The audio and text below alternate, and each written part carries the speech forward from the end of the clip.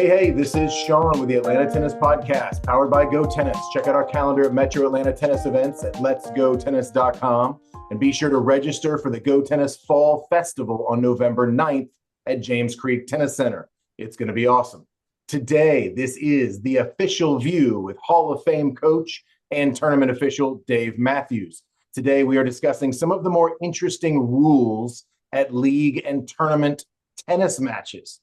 Dave, where do you want to start? Should we save the cheering rules for last? Sure. Sure. I'll jump right in there. I think it's one of the, this year, especially watching the ATP Tour and WTA Tour, ATP especially is where I see it most of the time. I don't know if it's just because men are starting to hit more drop shots or not. I don't know. It does seem that way, as people get back further in the court, the front part of the court's open. Yeah. The double bounce rule, it's always been there. It's just always been there. And when, two people are playing and the ball is hit as a drop shot and the other person might have been playing a little deep, might have got a late start, whatever reason, starts trekking toward that drop shot and it's bouncing and then it's going to go up and down again. And as that player is trying to slide that racket up under that ball on the, before the second bounce, it's one of those rules that, like we've kind of discussed a little bit. It's a tough situation. It really is. And between two players, when there's no official, no umpire, even if you got officials, they're not always going to be looking for that because they might be watching multiple courts. The player that's actually trying to scoop the ball up is the correct one to make the call on themselves.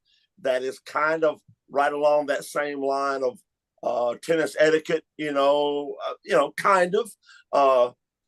Tennis has always, to me, been a sport to some degree that, to me, it makes it a more appealing thing to me is because it is a more of an etiquette kind of a sport, more than others to a degree. I think, you call your own lines and things like that up to a certain level. And, I am a big, I don't say advocate, I'm just big on teaching kids manners and trying to get them to understand that this is kind of your intro into business to a degree, how you deal with other people, it's not a hostile environment. It's a competitive environment, which business is too. How you deal with people in a tactful way that's kind of that tennis etiquette kind of a side, to a degree. Go ahead. Can we tangent and say that maybe tennis, especially at the junior and the league levels, I don't know that it being an etiquette sport is anything other than necessity, because in soccer you have officials. You don't have to teach your children any etiquette right. To be nice to the other kid. You teach them to play through the whistle, and then eventually you have to stop because an adult or an authority figure tells you what happened and what the rule was and what's going to happen next. So in the other sports, you have these officials, whether it's volunteers at the junior level right. or some paid at some level. Look at the soccer. You got the officials. Sometimes you got 14-year-old kids being officials for the right. 800 games, things like that.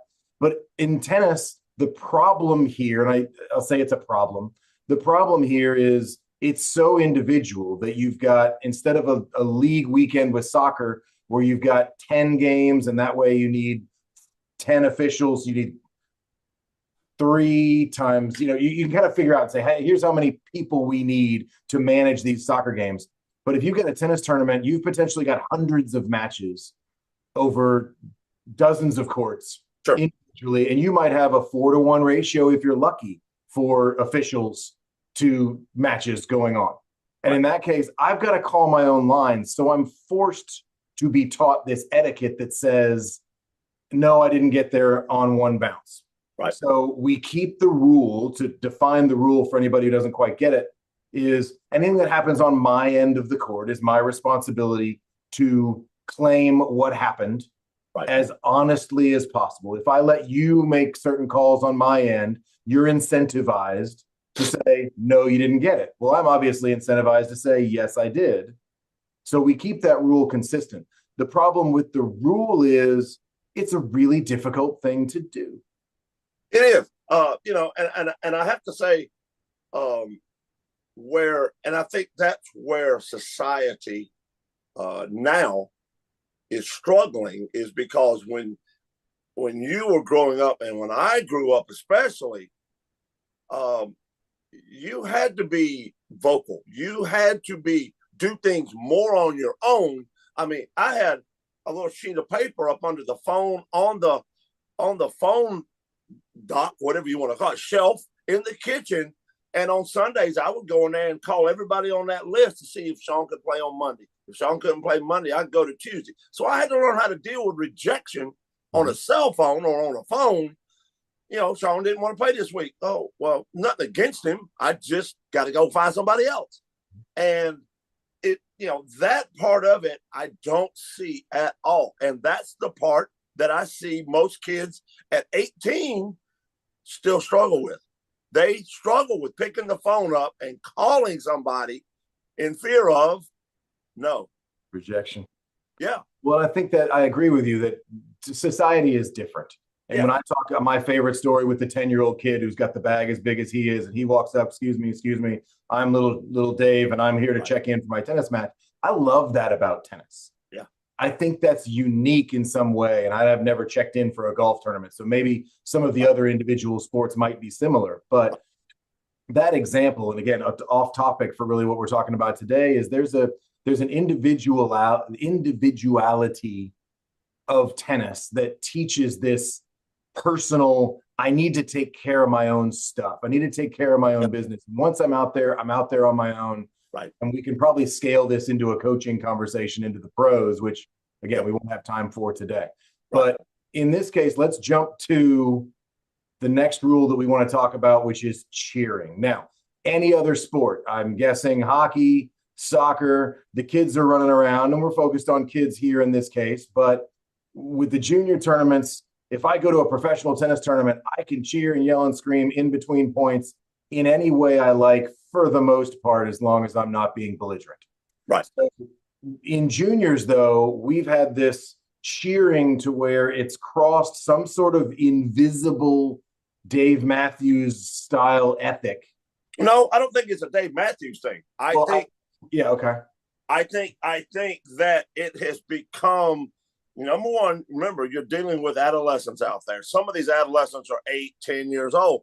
The one thing that a lot of I call it broke down versions, the peewee balls and things like that, the small rackets, the thing that they have allowed to happen is the safety factor is a lot better, okay, other than with a 12-ounce racket, with a 6-year-old, 7-year-old playing with it. And at the same time, that's the kind of mind that you have out there, even if they can handle that racket really well, because they're out there repetitively with Shaun, okay? And, but you're still dealing with an adolescent mind, and it is fragile. And anything you do to beat it down mentally is going to make that kid not want to go back. There's no other way. Now, could it make them tougher? Yes. But boy, I sure want my son or daughter before they're probably 12, 13, 14 going through that.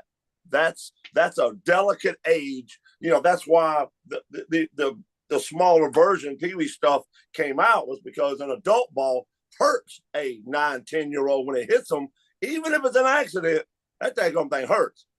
I tell my kids all the time, you can hit that orange ball over at me and I'll headbutt it back. It don't hurt.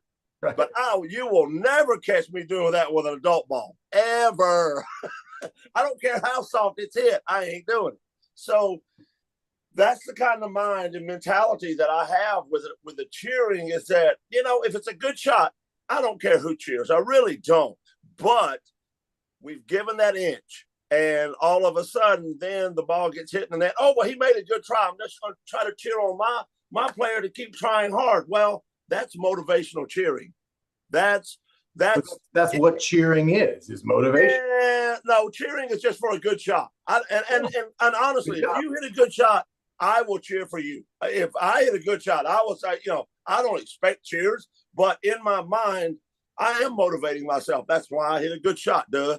But let me give you an example then. Okay. You and I are playing a point. We're both 9 years old. Sure. Okay. And you hit a great shot and I barely get it back. And you hit another great shot and I barely get it back. And you hit a bunch of great shots and I'm just playing defense and finally get it back. And then you finally get your easy ball and you miss it. Huh? Okay. My parent, coach, can't cheer for me to say, great defense, kid. You gave yourself one, you made him hit one more shot. In the same way as a coach, we would teach that child, make him hit one more ball he might miss. I can't cheer for that simply because the last shot and what happened. Well, and here we go again. There is always gray area in everything. And a lot of rules have gray areas too. I don't mind, here we go again. That could fall under the rule of coaching. Hey, good defense, That was a good shot, because that's what you should be cheering for, is a good shot. Was it a good effort? I might say, I have no problem with somebody saying, hey, that was a great point. That was just a great point, because that is a overall, both of you played great. You hit some good offensive shots. You hit some good defensive shots. Whoever won the point, at that point, when I say good shot or good effort to everybody, that just gets everybody involved. And that's okay. I don't mind that. But when you're talking about a good shot, it's a shot. This is the tail ending shot. That's what a good shot becomes, is a winner, usually. Not all the time, but usually. And that's where, you have to be careful. There's a fine line between coaching, like somebody says, oh, that was a great forehand back over there. Well, that's kind of instructing them to maybe go into that direction a little more. So, how do we compare this to the other sports, or is that a waste of time?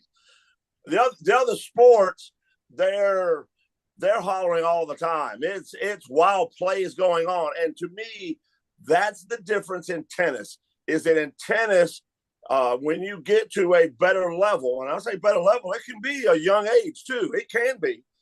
Hearing the ball hit the racket does matter. It matters a lot. I'm not suggesting we go to the whole TFO, people can just cheer and mill around and singing the whole game. Oh, I agree. I'm not suggesting that. Yeah. What I am suggesting is, in between points, just like I go to a US Open match, no matter how a point ends, the place cheers, no matter how it ends. And again, juniors, different from professional. I get that. But if I miss that easy overhead, that easy smash, and the place erupts because I'm playing Alcaraz and he had unbelievable defense.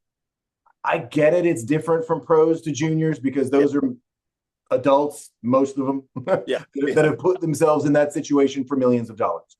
Right. But in this case, to not be able to encourage my son to say, good job, young man, I think is unfortunate. I don't disagree with you. I don't. I think, but I've seen it too much go the other way, to where it becomes a slaughter fest when somebody hits a forehand return in the bottom of the net, and somebody on the other side says, oh, great serve. And we all are sitting there going, it was a second serve at 14 miles an hour. Give me a damn break. Oh, excuse my language. Give me a break.